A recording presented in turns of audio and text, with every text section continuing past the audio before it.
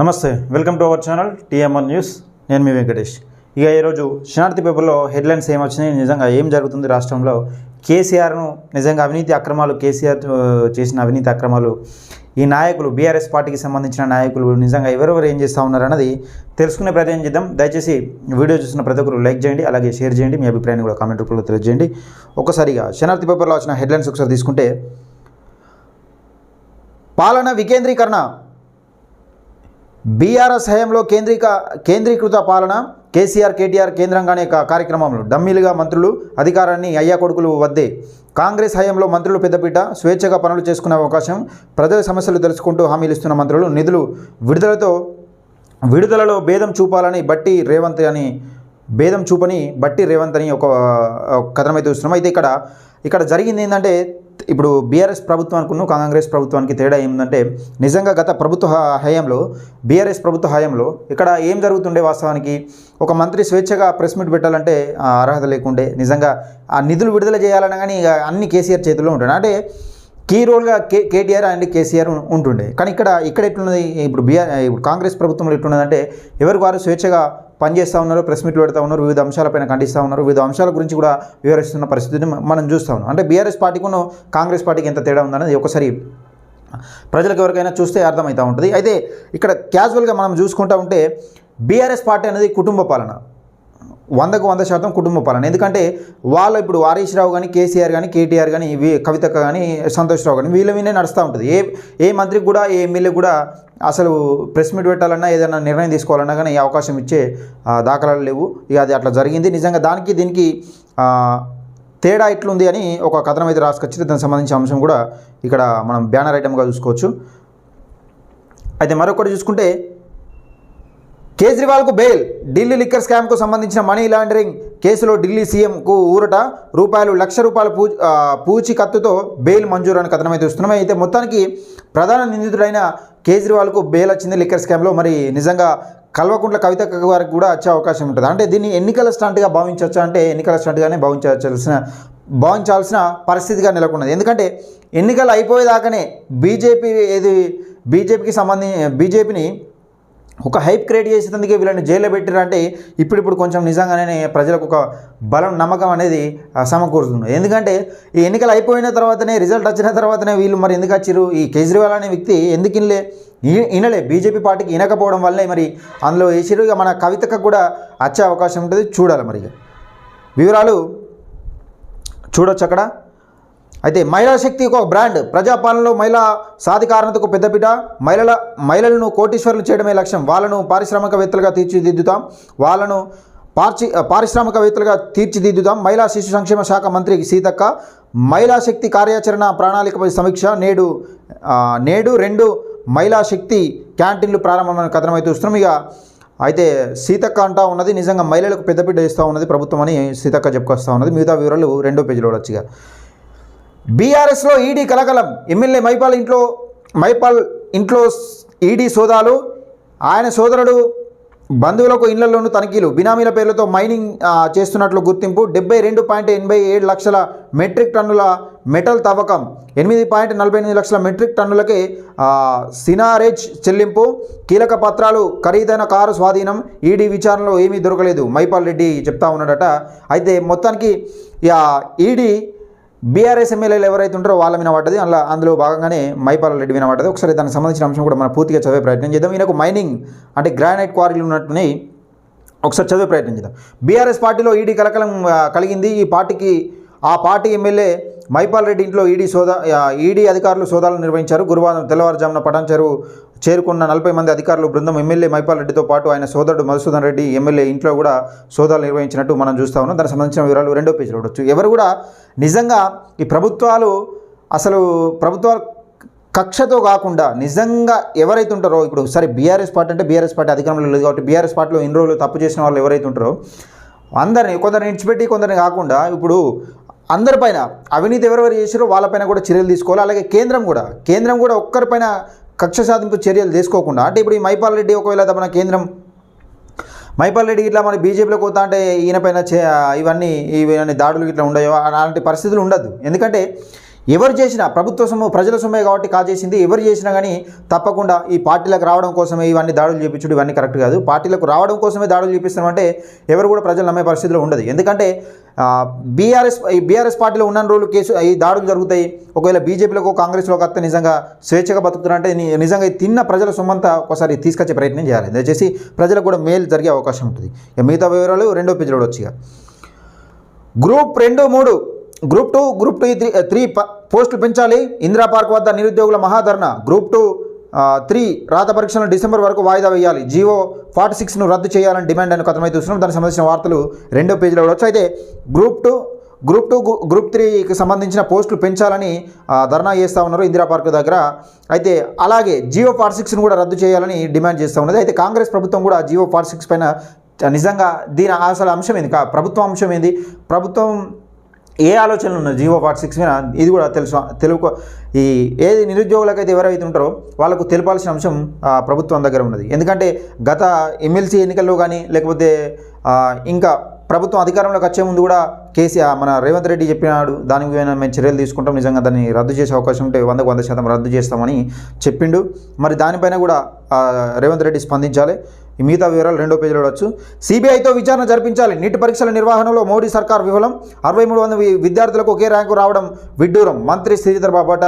అయితే నీట్ పరీక్షలో 63 మందికి ఒకటే ర్యాంక్ వచ్చిందట. సిబిఐతో విచారణ జరిపించాలని చెప్తా ఉన్నాడు. ఎవరు? మంత్రి శ్రీధర్ బాబు చెప్తా ఉన్నారు. మరి ఇదేందో అసలు ఈ పరీక్షలు ఏందో ఈ కథ ఏందో అసలు విద్యార్థుల భవిష్యత్తులు చూస్తే ఒక్కొక్కసారి అసలు నిద్రపట్టని పరిస్థితిలో ఉన్నది. అంటే కష్టపడి చదివిన వాళ్ళకు పాపం ఉద్యోగమే టార్గెట్గా పెట్టుకొని పెళ్ళిళ్ళు చేసుకోక పాపం వాళ్ళు ఏజ్ల మీద పడ్డ పెళ్ళిళ్ళు చేసుకోకుండా వాళ్ళు ఉద్యోగాలకు పోటీ పడుతూ ఉంటే ఇలాంటి అవకతవకలు జరుగుతూ ఉంటే అసలు ఏ ప్రభుత్వం అని మరి ఏమనాలని అర్థం కాని పరిస్థితి. మిగతా వివరాలు 2వ పేజీలో వచ్చి. నీటిని రద్దు చేయాలి. లీకేజీ బాధ్యత మోడీదే. లీకేజీపై దర్యాప్తు జరగాల్సిందే. విద్యా వ్యవస్థను బీజేపీ మాతృ సంస్థ స్వాధీనం చేసుకుంది. వ్యవస్థల కబ్జాల జాతి విద్రోహ చర్యే. కాంగ్రెస్ అగ్రనేత రాహుల్ గాంధీ అని చెప్తా ఉన్నాడు. దానిపైన కూడా రాహుల్ గాంధీ స్పందించిండు. నిజంగా ఇలాంటి విద్యార్థుల భవిష్యత్తుని ఆడుకోవద్దు. దయచేసి అక్కడ మోడీ అయినా ఇక్కడ రేవంత్ రెడ్డి అయినా కానీ ఇలా భవిష్యత్తుని ఆడుకోవద్దని నేను చెప్తా ఉన్నా. ఇక మరొక్కసారి మన కేసీఆర్ గారికి సంబంధించిన అంశం చూసుకుంటే కేసీఆర్కు షాక్. 10 మంది గులాబీ ఎమ్మెల్సీల రహస్య భేటీ. కాంగ్రెస్ ఆపరేషన్ మండలి షురు. మండలి చైర్మన్ వైస్ చైర్మన్లకు కూడా అస్తం గూటికి పదవులు రెగ్యులర్ గ్యారంటీతో చేరికలని కథనం అయితే వస్తున్నాం. ఇక్కడ ఏం జరుగుతూ ఉన్నదంటే కేసీఆర్కు సంబంధించిన బీఆర్ఎస్ పార్టీకి సంబంధించిన ఎమ్మెల్సీలు ఉంటారు కదా, అస్తం గూటికి చేరే అవకాశం ఉందన్నట్టు ఇప్పుడు ప్రభుత్వం ఏది ఉంటే అలానే ఉండే అవకాశం ఉంటుంది. అయితే వాళ్ళకి హామీ ఏందా అంటే వాళ్ళు నిజంగా ఈ ఎమ్మెల్సీ పదవిని పొడిగించాలి.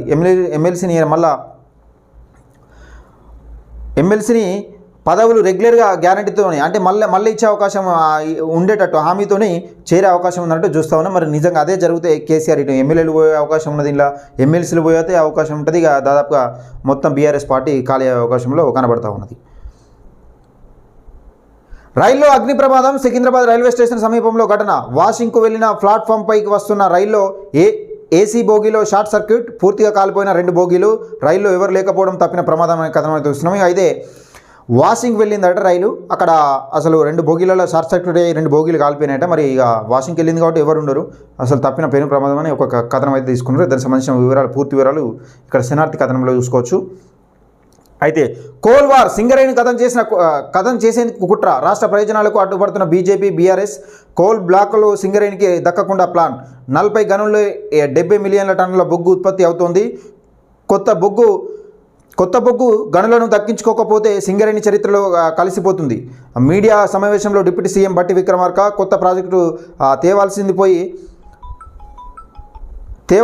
కొత్త ప్రాజెక్టులు తేవాల్సింది పోయి ఉన్న వాటికి అమ్ముతుండ్రు కేటీఆర్ అని చెప్తా ఉన్నారు. దానికి సంబంధించిన వివరాలు 2వ పేజీలో చూడవచ్చు. అయితే ఇక్కడ నిజంగా మరి ఇక్కడ మోడీ ప్రభుత్వం కానీ బీఆర్ఎస్ ప్రభుత్వం కానీ ఇప్పుడు బీఆర్ఎస్ ప్రభుత్వం ఏం చేసిందంటే ఈ బోయినపల్లి వినోద్ కుమార్ రావు వాళ్ళ బంధువులకు ఈ సింగరేణి బొగ్గు గనులు ఆ గతంలో వేలంపాట వేస్తే వాళ్ళకు అప్పచెప్పే ప్రయత్నం చేసింది. మరి ఇప్పుడు మోడీ కూడా ఇక్కడ సింగరేణి కొంటా ఉంటే యథాచగా అప్పచెప్పచ్చు కదా. నిజంగా సింగరేణి పెరిగితే ఇక్కడ ప్రజలందరూ బాగుపడతారు కదా, ఉద్యోగులు బాగుపడతారు కదా. సింగరేణి ఒక 4 కాలాల పాటు చల్లగా ఉంటే వీళ్ళందరూ బాగుపడతారు కదా.